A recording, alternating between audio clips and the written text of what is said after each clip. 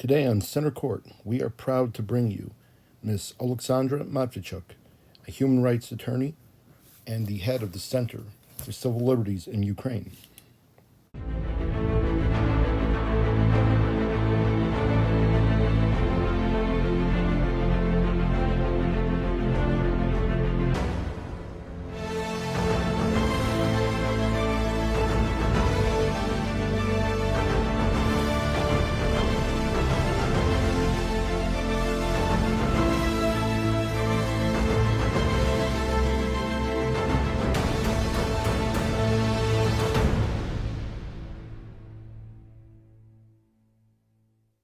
Hi, this is Sean Schultz with Center Court, and I'm joined by Oleksandra Matviichuk. Did I get that right?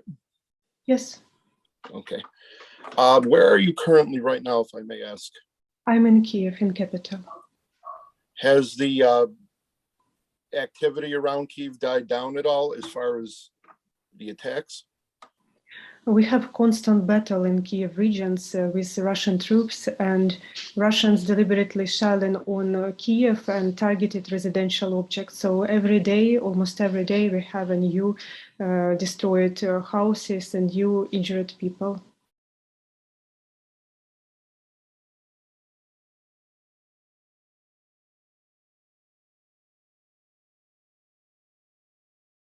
Absolutely. You're a human rights lawyer. What have you heard as far as Russia's use of chemical weapons or upcoming use of them? There are a lot of rumors that Russia are preparing to use chemical weapons, and it can be for sure because they use chemical weapons in Syria against civilian population and have never punished for such harmful behavior. So it's only encourage Putin for the new act of violence. Absolutely. What are some of the worst human rights violations you have seen or heard of so far? A lot of human rights violations. There is no category. Maybe some human stories very sensitive for me. But if we speak about category, maybe sexual violence. It's one of the most horrible crime. I talked to a woman, I forgot her name, about 3 weeks ago. I think TMZ actually carried the story where she described trying to escape from her shelter in Kyiv and on the way out witnessing Russian soldiers sexually assaulting women. And I guess for me, what that brought to mind was in America, there's this misperception that this is Putin duping his soldiers and that they're not guilty of anything, but I don't have much sympathy for them, and I doubt you do.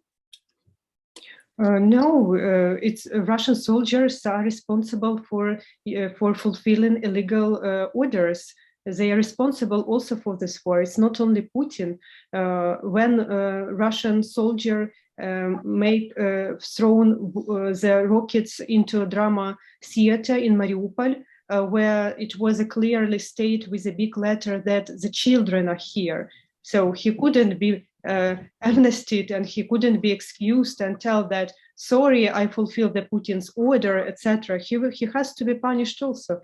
And I go further, Russians as a nations are guilty for this war. They have to bear the historical responsibility for it, because Putin, he is only a reflection of general will of Russian people. What would you like to see? You mentioned the Russian population. What would you like to see punishment-wise done? I want to see the International Hybrid Tribunal, which bring into justice everybody for everything which they committed by their hands, because criminal responsibility is individual. And I want to see the historical lessons learned by Russian people, because unfortunately it's not happened after a collapse of Soviet Union. They haven't reflected the history of Stalin and genocide against Ukrainians when they organized a hunger, artificial hunger, and millions of people died because of hunger. It's very painful death, I must admit. And a lot of other things as massive repressions in different national republics of Soviet Union. They haven't reflect all of this. They still wish and dream about empires. They still want to restore Soviet Union. So I think that they have to go through these historical lessons, like German people had to move after fallen Nazi regime, and this will be a guarantee for us that this story will not repeat it in future. You know, you brought up a good point. I was talking with Member of Parliament Ina Sovson, and we were mentioning how after World War II, we tried to stand on this righteous moral ground of never again. And it feels like it's never again until next time, then maybe at this point. So what do you think the US should be doing that they're not doing right now as a country, government-wise? This slogan, never again, has another meaning in Russia. They have a slogan, we can repeat.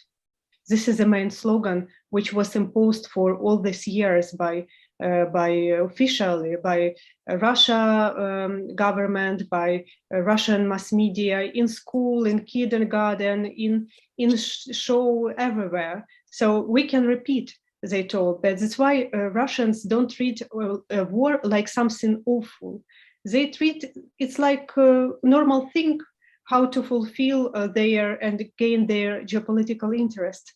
And this is a huge problem, because war is not only violation of international law, war is violation of any moral laws, because the first which is killing in the law is humanity.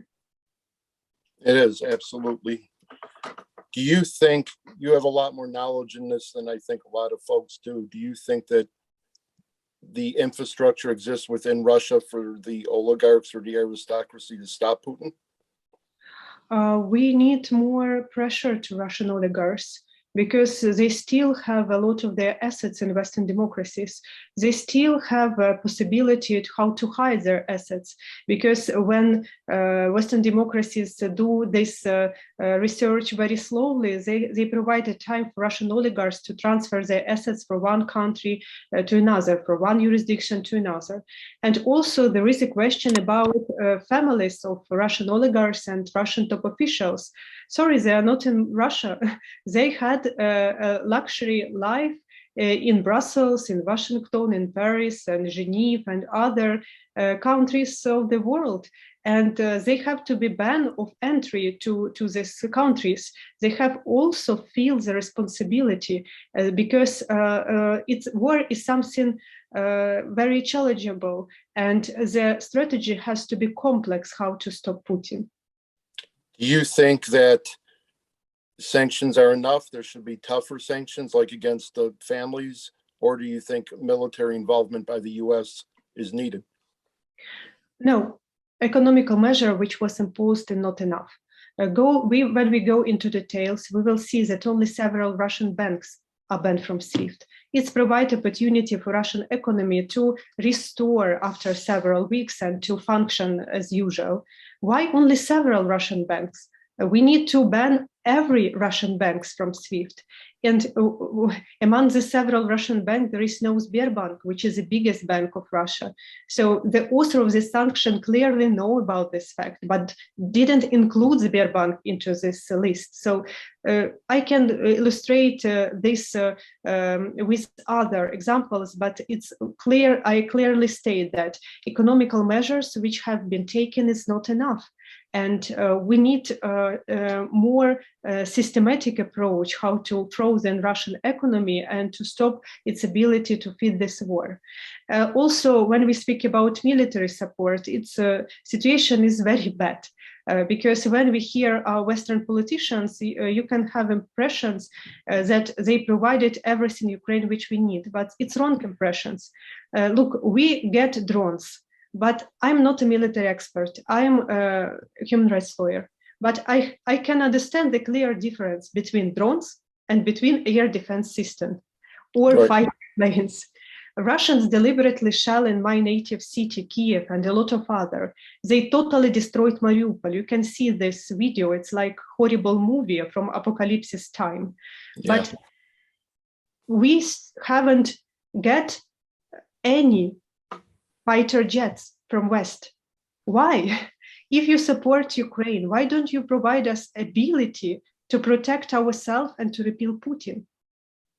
You know, I do understand the argument of wanting to prevent World War III, but I also think that those who do not remember history are condemned to repeat it, and we're seeing that already in Mariupol and other places. I just, before I logged on with you, saw a story of a young boy who was trying to flee from Kyiv, and on the way, Russian soldiers attacked them, and he watched his mother get burned alive.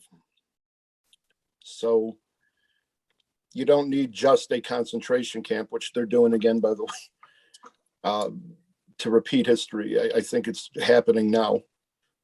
But look, it's even a pragmatic approach, because I'm worried to hear that we will not provide you weapons because we want to prevent the World War III.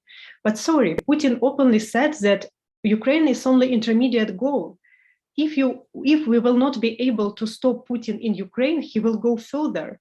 And it's only the matter of time which the next country will be a target. And if we return to the past, we will see that the same behavior was from the West to the Hitler. They haven't stopped him. They think, okay, but he will get what he wants, and he stopped. But Hitler not stopped, and Putin will not stop, because it's a logic of authoritarian leaders. They respect only force, and when not support Ukraine, he shows his weakness. I always felt that if we had stepped in a few years earlier to stop Hitler, we could have prevented, in large part, the Holocaust. And I'm just worried about that same situation happening now. Now, as a human rights lawyer, what have you heard about the camps that Russia is deporting the citizens of Mariupol and other regions to? First of all, it's a legal action, because according to international humanitarian law, when the battle is going, the sites has to open humanitarian corridor for civilian population. And international humanitarian law prohibited so-called evacuation from the battle site to the country which provide invasion to another country. So I spoke with several people directly, and they told that they have no choice. They have to decide or stay and die in a city under shelling, or to go to Russia, and they decided to go to Russia. A lot of people have no documents with them, and now they are stuck, and they don't know how to return to Ukraine. Also, there is information that Russia tried to use these people and transfer them to the far from region to Russia, which are in depression, and in order to restore economy with their force. We're now trying to check in, is it true or not? But if yes, it's something evil logic. But look, I will not be surprised if if this fact will confirmed. The folks that have been brought to Russia so far that you've spoke to, what are the conditions they're being sent to or living in when they get there? But you have to understand that everything in comparisons. These people were spent weeks in bomb shelter without food, without water, without electricity, without medical care. They buried their dead in common grave. So now they have even some basic assistance. It's much more like provide a huge difference between their previous state. But what we heard from them, that they go through so-called filtration process. The security service guy spoke with people and tried to understand whether their relatives took part in Ukrainian army forces, etc.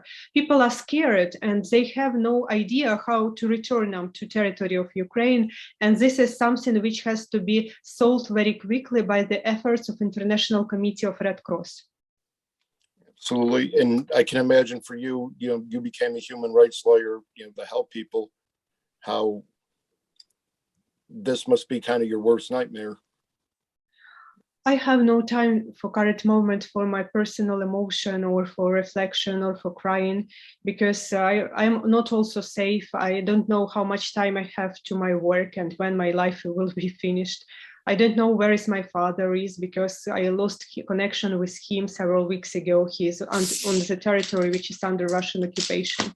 So we try to do our best for this time frame which we have on this earth, and I have no doubt that sooner or later Ukraine will win and Putin will fail, and I hope that I will be a witness of his failure. Another question I had on your Twitter, you had some pictures drawn by children. Can you tell our viewers what those were about?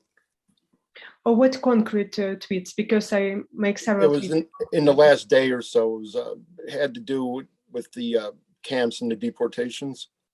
Okay, I understand. It was pictures which was done by a young girl in Bob shelter, and she tried to express her feelings. And this is very dramatic pictures.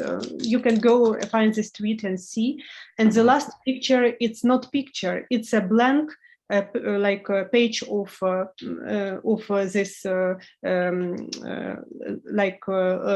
note, and only several words are here. I'm so scary. I'm so scary. I'm terribly scary.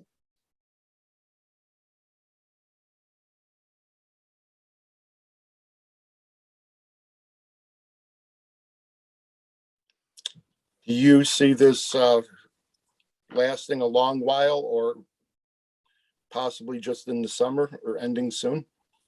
I don't know. I try to to tell myself to the position that I will fight so long as it will be needed. I think it's better to have it like mantra, because we don't know when it finished.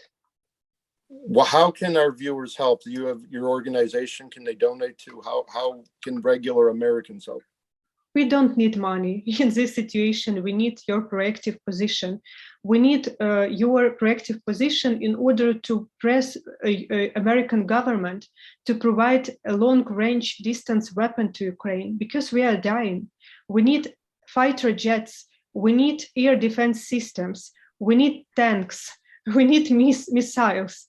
Maybe it's very surprisingly to hear this claim from a human rights lawyer, but look, I have no any other possibility to save people. The law is not work at all for current moment.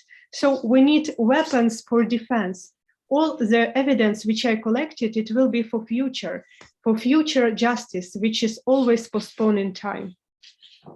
Absolutely. You need to take care of getting them out now, and then you can worry about, prosecuting war crimes possibly.